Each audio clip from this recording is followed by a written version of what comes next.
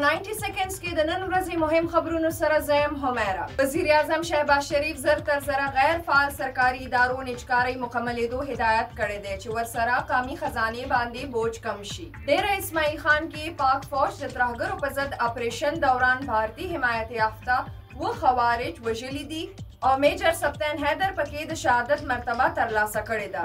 ټول ملک کې د منشیاتو په ضد کاروایی دوران 19 کروڑه روپو منشیات ضبط کړي شوي دي او زنانو په شمول ګڼ شمیر ملزمان حراست کې اخیستل شوي دي. پاکستان څخه د افغان کډوالو د ستنېدو ډیډلاین ختمېدو وروسته 40 غیر قانوني میشته افغان کډوال نیول شوي دي او 4 دوکانونه هم سیل کړي شوي دي. د 14 اکتوبر نه په ټول ملک کې د پولیو مخنیوي مهم آغاز کیږي چې تر مخه به 4 کروڑه نه زیات ماشومانو ته پولیو مخنیوي څاڅکي ورکول شي.